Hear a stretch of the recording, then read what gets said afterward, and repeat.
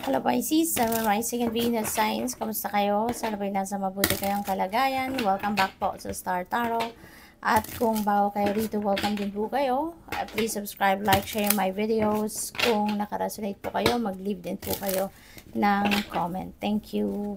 First message ninyo is for general life and we have 10 of swords. Ayan. So, painful ending, of a situation. O pwedeng parang ramdam ko dito yung pinagdaanan siguro ng iba sa inyo dito, Pisces, na parang naano kayo, na traidor.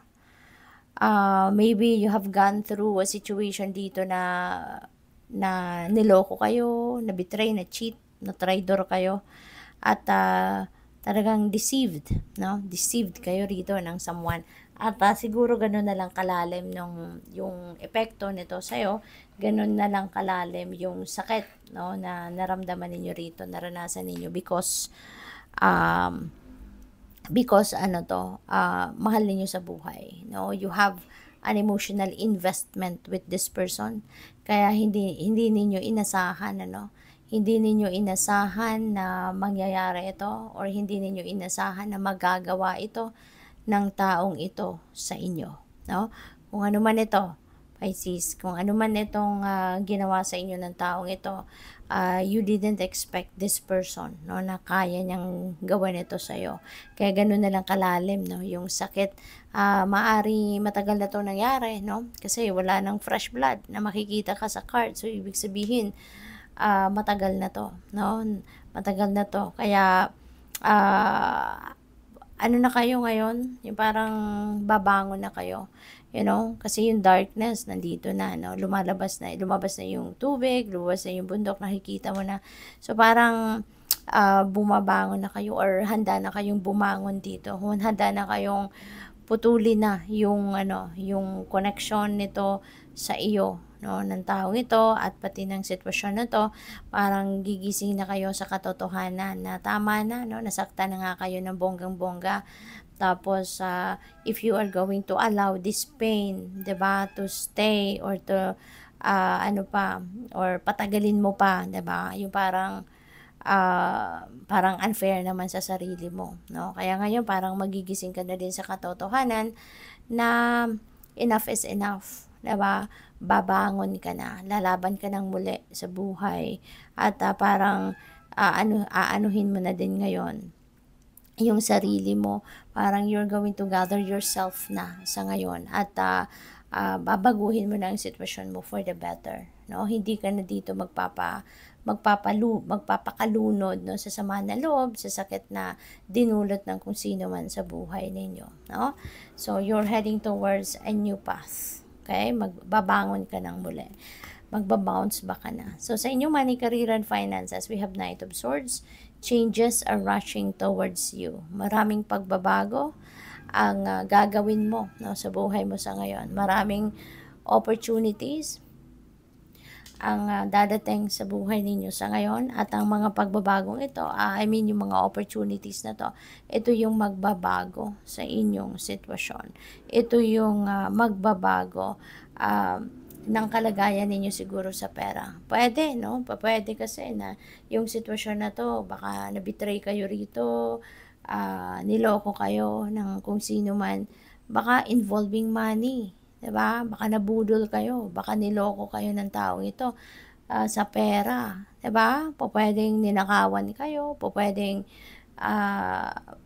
umutang sa'yo, hindi nagbayad, tinakbuhan ka, something like that, no? Or it could be worse, it could be anything, no, na related sa pera. Pero ngayon, babaguhin mo na yung inyong sitwasyon. You are going to be excited na mag-create ng pagbabago or bagong sitwasyon sa buhay ninyo. Okay? So, good luck sa'yo. Sa inyong relationships naman, we have 8 of Swords. Dito naman, feelings of entrapment, no? So, parang, kayo, ang tawag dito, powerless, no? Hindi kayo, baka restricted kayo ng person ninyo. Baka hindi kayo makagalaw na gusto ninyong galaw. You can't be yourself, Pisces. Maybe you are being restricted or being prevented, no, by your person from doing whatever it is that you wanted to do. So, pwede na meron kayong ano rito, pwedeng meron kayong yung parang kinokontrol kayo siguro ng inyong person. Maaring ganon. Hindi kayo malayang magdesisyon para sa sarili ninyo. Hindi kayo malayang mag-express din siguro ng sarili mo, no? Yung ganon. So, tingnan natin kung ano pa yung mga mensahe para sa'yo. Kuha tayong clarifiers, and also, thank you muna, no, sa ano ninyo, sa pag-subscribe. If you haven't subscribed yet, subscribe na po kayo. And maraming salamat din sa mga hindi nag-skip ng ads, pati na rin sa mga nagdo-donate ng maraming salamat. With the Queen of Pentacles dito, no, this is clarifying the Ten of Swords.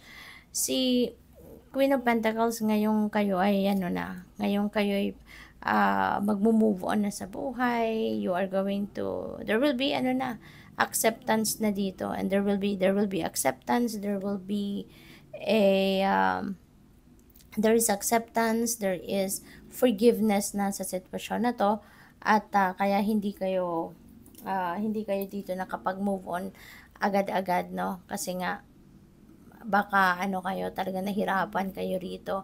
But ngayon, you're going to accept what happened, at saka handa na kayo magpatawad, no? At kaya magiging magaan na din yung energy sa paligid ninyo, mawawala na siguro yung bigat, diba? You are trying to move on na, you're going to try to heal na, kaya magiging magaan ang pakiramdam ninyo. Therefore, papasok na yung swerte. Diba? Kasi kung mabigat ang pakiramdam ninyo, that is negative energy, yung negativity na yan, ano, nagsasabotage yan, no, ng swerte. Kaya ngayon, magpo-forgive na kayo, aalis na sa buhay ninyo, si energy field ninyo yung hirap, you know, so, eto, mapasok na yung swerte. Diba? Magkakaroon na kayo ng opportunities, meron na mga kakatok sa inyo, mga lucrative offers na pwede ninyong pagkaperahan, no? Pwedeng ikakaganda ng inyong sitwasyong pangkaperahan, yung gano'n, ano? At dito naman sa Knight of Swords, no, Pisces, si Knight of Swords is being ang tawag dito, is being clarified by the Emperor. Si Emperor, stability, ito, you know, so you are going to be stable na, you are going to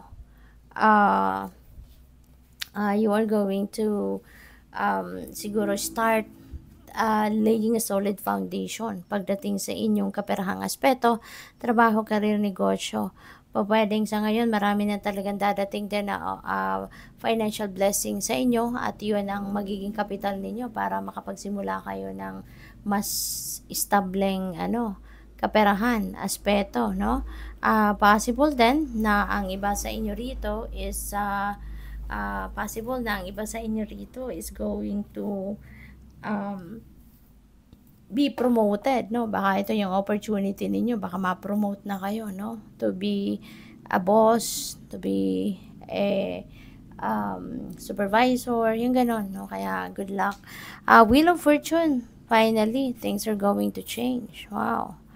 May breakthrough na dadating, no? This is a change coming your way, and this is positive change, no? Si Wheel of Fortune. So, kung ano man ito, no? Siguro, magkakaroon dito ng kalinawan din sa isipan, realization, yung person ninyo. Or baka ipaglalaban mo dito yung karapatan mo na, teka lang, diba? Meron din naman akong karapatan sa relasyon na ito, no? Bigyan mo naman ako ng pagkakataon na makapag-express ng sarili ko, makapagsalita, gawin ko naman yung gusto ko. Diba? So, pwedeng, it's either ikaw yung ipaglalaban mo yung sarili mo, karapatan mo naman, or magkakaroon ng linaw, no? Ang isipan ng person mo, at bibigyan ka rito ng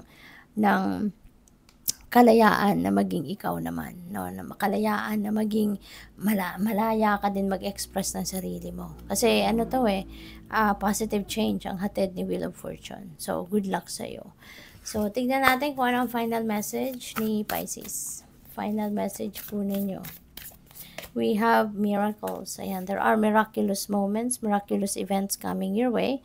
Merong mga magagandang pangyayari na mangyayari dito. Mga pwedeng, blessings. Pwedeng, pwedeng mga bagay na hindi ninyo inaasahan, no? Maaaring mangyari, mga heart's desires ninyo, pwedeng mag-come to fruition na, or pwede na, pwede na, mga answered prayers, no? Kaya good luck. Thank you for watching, Love and Light. Namaste.